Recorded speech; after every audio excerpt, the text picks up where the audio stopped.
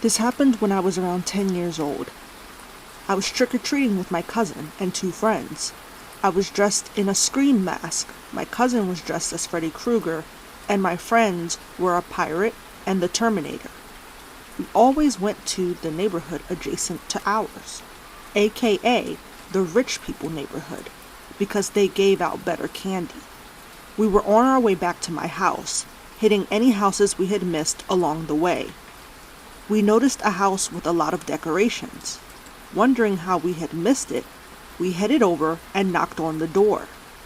The door opened, and standing on the other side was a man, maybe around 30 years old. He had the creepiest smile on his face. We said trick or treat, and I noticed he wasn't holding a bowl of candy like his neighbors. "Wow, you guys look very handsome," he said. I remember cringing. The way he said it was so weird. We stood there awkwardly for a moment until he spoke again. "The candy is in the dining room," he said, gesturing for us to come inside. We hesitated. Why wouldn't he just bring the candy to the door? We looked at each other, deciding that there were more of us than him, and we figured it would be okay to go inside really quick. We headed toward the dining room, which was right off the side of the main entrance. Sure enough, there was a huge bowl of candy on the table. We each grabbed a handful and shoved it into our pillowcases that we were using as candy bags and made our way to the door. We said thank you to the man, who was still standing at the door with that weird smile on his face. He waved goodbye, and we jogged back out to the sidewalk and made our way home. We all agreed that it was a strange encounter, and I kind of regretted going inside, even though nothing happened. I realized in hindsight that he could have easily had more men waiting inside of the house to cause us harm. To this day, I'll never understand why he insisted we come inside, instead of just bringing the candy to the door. We made sure to skip that house every Halloween since. I'm a 20-year-old female, and I go to college in a small town in Colorado. Last Halloween, something happened that I thought only happened in movies or TV shows. I have a house just off campus with 3 of my friends, all females. Last Halloween, we went to a party at a frat house on campus. 2 of my roommates had boyfriends in the frat, and they wanted to introduce me to a guy they were all friends with. We got dressed in our costumes. We were going as the cheerleaders from the Bring It On movie. We arrived at the house and were shown inside by one of my roommate's boyfriends, Dustin. They immediately wanted me to meet this guy, so Dustin went to go get him as we headed to the kitchen to grab some drinks.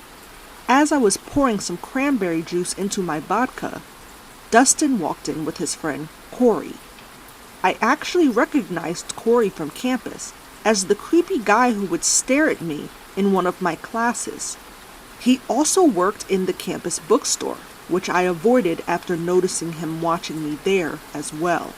I grimaced, annoyed that this was the guy my friends wanted to set me up with. He stared at me again, the same creepy stare that I had gotten used to for the last 2 months. I said hi, and that I needed to use the bathroom. I grabbed my roommate Amanda and asked her to go with me. We walked out of the kitchen, and I told Amanda that Corey was the guy I had told her about a few weeks ago. Her eyes went wide. She apologized and asked if I wanted to leave. I said no, it wasn't a big deal, but I wasn't interested in dating him. She understood, and we went to go sit in the living room for a while, chatting with our classmates. After a few minutes, Corey walked into the room. His eyes were on me immediately. I tried to ignore him, but the person on the couch next to me got up, and he saw that as an opportunity to sit next to me. He told me I was pretty, and I said thanks.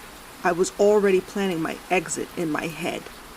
Then he touched my hair, saying that I smelled good, and asked if I wanted another drink. I said no and pulled away. I leaned toward Amanda and told her I was going to head home. I only came to the party to hang out with my friends, and since most of them were occupied with their boyfriends, and Corey was clearly going to bother me all night, I figured it was time to go. I hugged Amanda goodbye, waved to Corey, and made my exit. The frat house was only a few blocks away from our house. There were people outside everywhere, so even though it was late, I didn't mind the short walk. After about a block and a half, I noticed someone walking behind me. I stopped at the corner and walked in front of 4 or 5 people, then turned slightly to see who was there.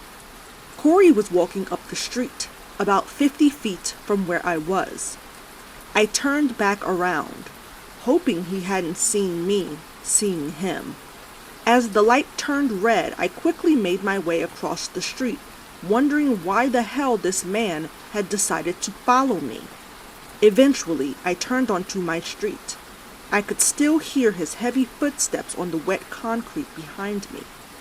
Thankfully, I decided to wear sneakers because I felt that I needed to start running in that moment. I jogged up to our house, hoping he wouldn't realize I was running from him. I think he did, because his footsteps got faster. I pulled my keys out of my bag and hurried to the front door. My key slid into the lock immediately, and I breathed a sigh of relief as I easily turned the knob, stepping inside and quickly closing and locking the door behind me. 2 seconds later, I heard a heavy thud against the door. I nearly jumped out of my skin. About 5 seconds later, I heard a loud knock on the door. I stood back, wondering if I should grab a weapon. The next knock was harder and louder. I pulled out my phone and called Amanda. When she didn't answer, I called the police. I told them that I had been followed home, and the guy was standing outside of my door. As I said that, Corey knocked again, even harder. It sounded like he was trying to break the door down. The knocking came quicker, and I began to shake in fear. The 911 operator could hear the knocking and told me an officer was on the way.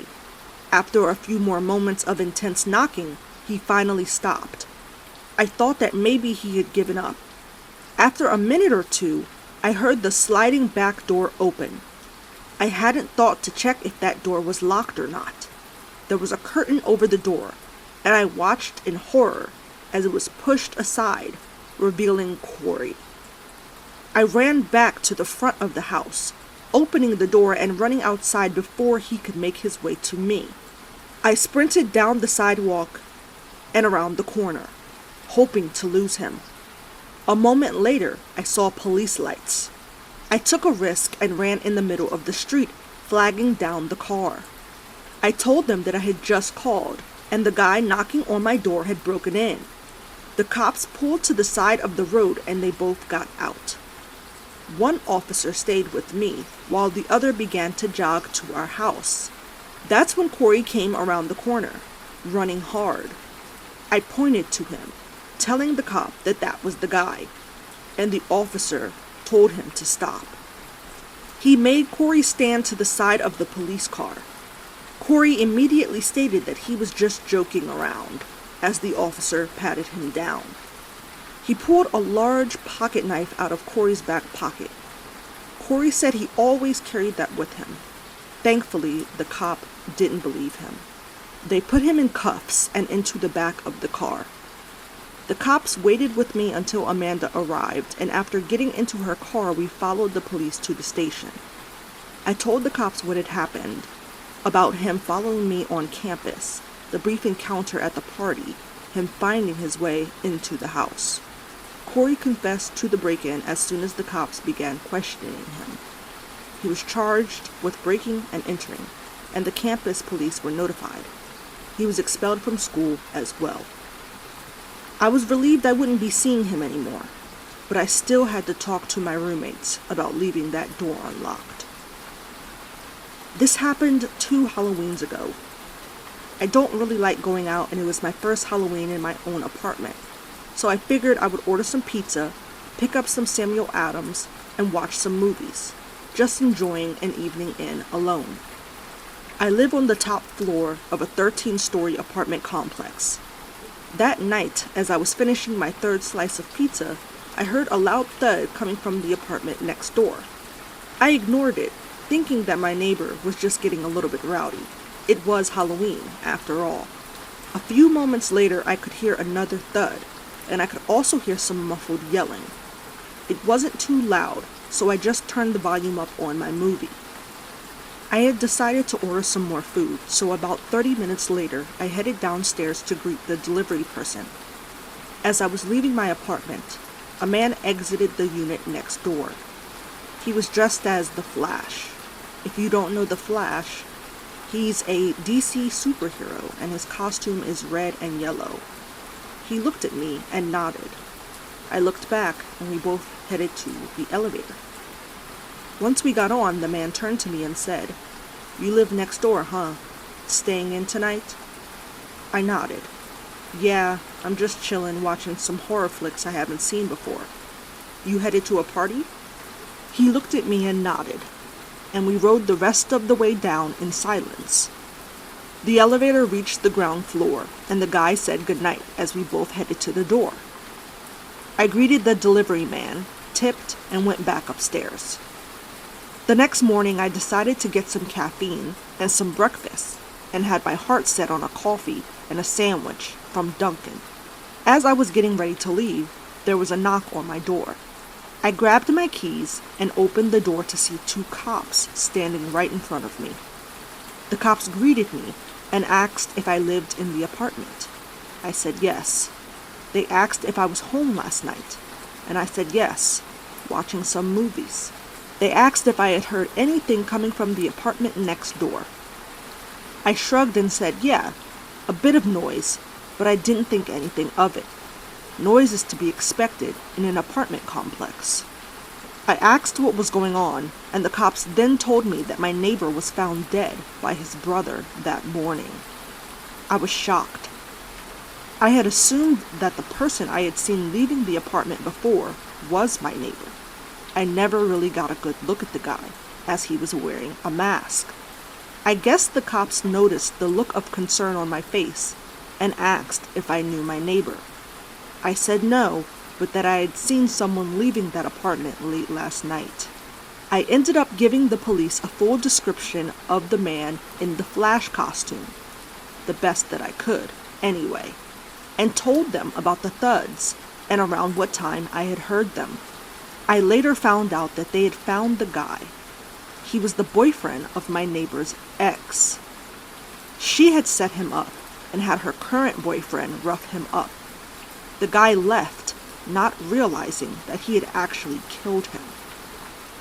It's a shame. I don't think that guy deserved that.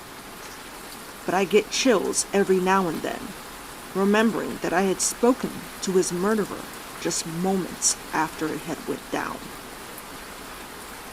A few years ago, my friends and I went out for Halloween. It was our senior year of high school, and we were on our way to a party. On the way there, my friend James pulled out a brown paper bag, reached inside, and handed me a carton of eggs. I laughed and asked whose house these eggs were for, as he passed the cartons to everyone in the car. He said that we were going to his girlfriend's house. Her dad didn't want them dating, so he wanted to egg his car and teach him a lesson. Being an idiot 17-year-old, I thought it would be a good idea to make this detour before the real party started. We got to the neighborhood and parked a block away from the house. It was an affluent area, so I knew this guy likely had a very expensive car, which made it more fun. We got to the house and James pointed out which car was the dad's. Just as I thought, he drove a brand new BMW 8 Series.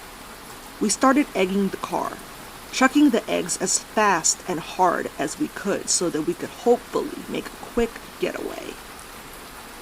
Right as I was reaching for my last few eggs, the front door opened. The dad was at the door, and he came charging outside after us. We started running back to the car, laughing all the way there. Then I heard a popping sound and a shriek, and I saw the glass pop on the rear window of my buddy's car. We all hurried into the car and sped off. My friend Winston was screaming in the passenger seat, saying that he thought he got shot. I was praying that the pops I had heard weren't bullets. But then I saw blood coming from the back of Winston's shirt, and my own blood ran cold. I screamed at the driver, our friend Matt, to drive us to a hospital. James argued that if we went to a hospital, the cops would find out what we did. I cursed at him, telling him this was his fault in the first place, and that we needed to get Winston help before he bled out. I called 911 on the way and told them what happened and what hospital we were headed to. Thankfully, there was one close by. Winston ended up going into surgery to get the bullet removed from his lower back. Thankfully, it hadn't hit anything important, and he spent a few days in the hospital. As for James's girlfriend's dad, he was arrested, but easily bailed out, and I'm not sure what happened after that. James's girlfriend broke up with him for the very stupid decision to egg her dad's car. I guess her dad was right about him, after all. I got grounded for so long it wasn't even funny, but I guess I deserved it. We had gotten our friend shot, and endangered all of our lives that night over a petty prank. I wish I could take it all back, but things don't work like that. I've never done anything like that since, and I've stayed home every Halloween after that one.